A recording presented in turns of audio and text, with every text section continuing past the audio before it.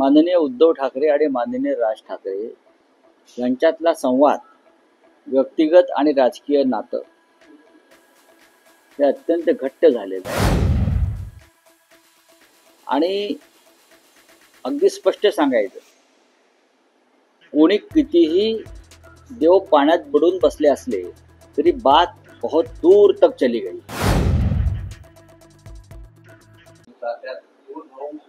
एकत्र पाहायला मिळाले. त्यानंतर राज ठाकरे हे मातोश्रीवर गेले. तर असं म्हणायचं का की खऱ्या अर्थानं जागा वाटप किंवा युती संदर्भात पहिली दुसरी पायरी जी आहे ती दोन भावांकडे चढली जाते किंवा तशी चर्चा सुरू झाली? मी तुम्हाला आधी सांगितलं आहे आणि आताही सांगतो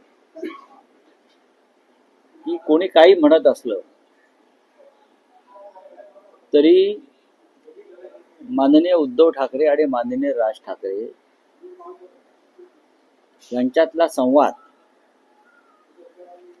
व्यक्तिगत आणि राजकीय नातं हे अत्यंत घट्ट झालेलं आहे. आणि अगदी स्पष्ट सांगायचं, कोणी कितीही देव पाण्यात बुडून बसले असले तरी बात बहुत दूर तक चली गई. माघारीचे दोर नाही जाता, बात बहुत दूर तक चली गई. प्रकरण फार पुढे गेलेलं आहे. त्याच्यामुळे कोणी कुठल्या मेळाव्यात कोणी काय वक्तव्य केलं, आम्ही नंतर पाहू, हे कसे एकत्र येतात, तुमच्या छाताडावरती पाय रोवून ठाकरे बंधू या क्षणी उभे राहायच्या मनस्थितीमध्ये आहे. काल ते नक्कीच आमच्या एका घरातल्या कौटुंबिक सोहळ्याला बराच वेळ एकत्र होते. नंतर ते मातोश्रीवर एकत्र गेले, दोघात चर्चा झाली आणि मी सांगतो चर्चा राजकीय झाली. चर्चा राजकीय झाली. राऊसाहेब, गेल्या 20 वर्षातला इतिहास बघितला आणि 2 महिन्यातला जर घडामोडी बघितल्या, 2 महिन्यात 5 वेळा राज ठाकरे उद्धव ठाकरे भेटले आहेत. रेकॉर्ड ब्रेक बैठका दोन भावांमधल्या म्हणता येतील. पण जी कार्यकर्त्यांना, पत्रकारांना, तुमच्या राजकीय विरोधकांना उत्सुकता आहे, ऑफिशियल राजकीय काय असतं हे? ऑफिशियल म्हणजे काय असतं मला माहित नाही. काय असतं ऑफिशियल? ऑफिशियल म्हणजे 2 जण एकत्र मिळून निवडणुका लढणं याची घोषणा होणं, करू ना, किती लढवल्या जातील याची घोषणा करू. मुंबईसह महाराष्ट्रामध्ये 27 महानगरपालिका आहेत. हा काही खेळ आहे का? नाही.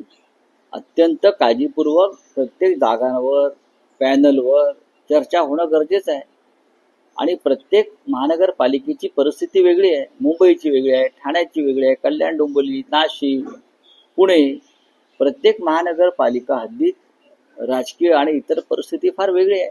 कुठे एकाच एक आहे, कुठे पॅनल सिस्टीम आहे, कुठे 4चं पॅनल आहे, कुठे अजून काय आहे, या सगळ्या रिझर्वेशन्स कुठे आहेत, या सगळ्यावरती आमच्या चर्चा होते आहे ना.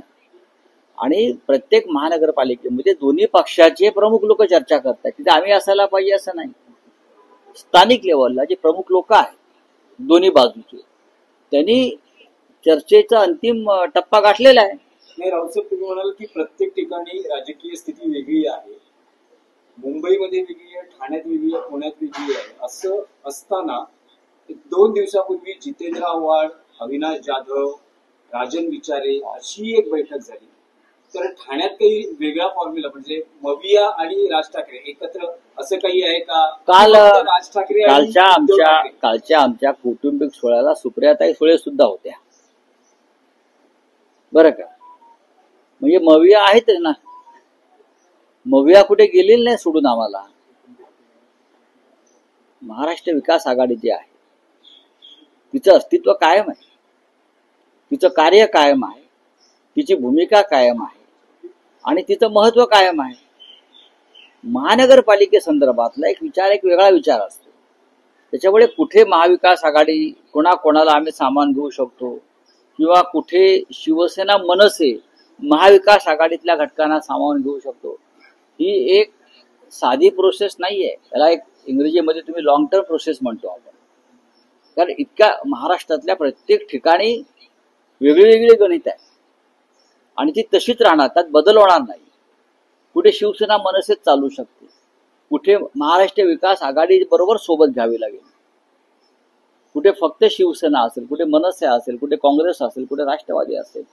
त्या प्रत्येकाबरोबर त्या त्या भागामध्ये एकत्र बसून काम करून आम्हाला फायनल फॉर्म्युला ठरवावा लागेल. पण किती अशा महापालिका आहेत? साधारणपणे प्रायमरी लेवलला जर चर्चा झाली असेल तर किती महापालिका? महाविकास आघाडी सर्वत्रच आहे. मनसे आणि शिवसेना बघा, मुंबई तर आहेच, ठाणे आहे, कल्याण डोंबिवली आहे, पुणे आहे, नाशिक आहे. या महत्वाच्या महानगरपालिका तर आहेतच ना.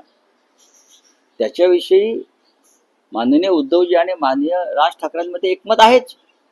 या प्रमुख महानगरपालिकांवरती आपल्याला काम करावंच लागेल. याशिवाय अशा अनेक महानगरपालिका आहेत तिथे शिवसेना तर आहेच, पण अनेक भागामध्ये मनसे आहे. त्यांचं कुठे मदत घेता येईल? काही ठिकाणी फक्त राष्ट्रवादीची ताकद आहे, विदर्भात अनेक ठिकाणी काँग्रेसची ताकद आहे. या सगळ्याचा विचार या सगळ्या पुढल्या निवडणुकात करावा लागेल.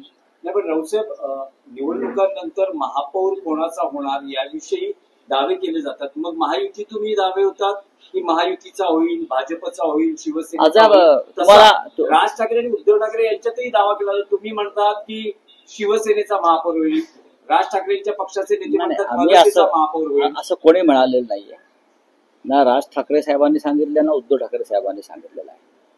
मुंबईचा महापौर मराठी होईल आणि तो अस्सल भगव्या रक्ताचा मराठी बाण्याचा होईल. आणि हे मराठी बाण्याचे जे आहेत ते भारतीय जनता पक्ष किंवा मिंदे सांगतात बरं का, तसे नाहीत. दिल्लीचे जोडे उचलणारा कोणीही माणूस मुंबईचा महापौर होणार नाही. जो हुतात्मा चौकात जाऊन आमच्या 105 हुतात्म्यांपुढे साष्टांग दंडवत घालील आणि इथे महाराष्ट्राची गर्जना करेल असाच महापौर होईल. आणि ते जे रक्त आहे, तो बाणा आहे, तो शिवसेना आणि मनसे या दोन पक्षामध्ये आहे. या क्षणी मराठीसाठीच निर्माण झालेले आणि मराठी अस्मितेसाठीच लढणारे हे दोन पक्ष आहेत. त्याच्यामुळे कोणी चिंता करू नये कुठला महापौर होईल तो आमचाच महापौर होईल. आमचा म्हणजे आमचा. मी हम या शब्दाने बोलतो.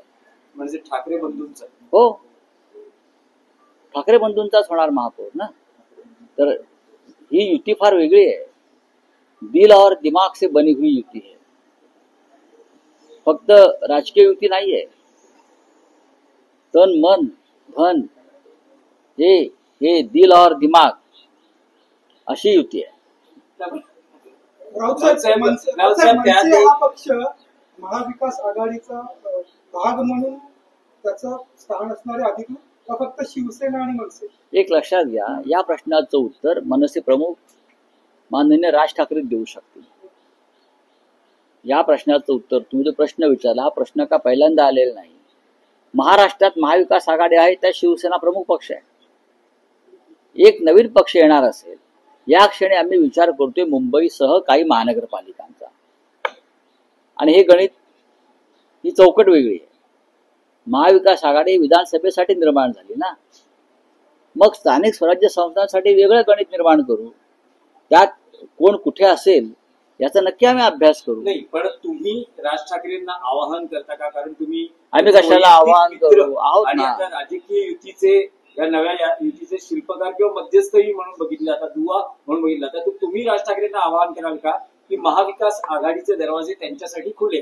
बघा, तो अधिकार माझा नाही.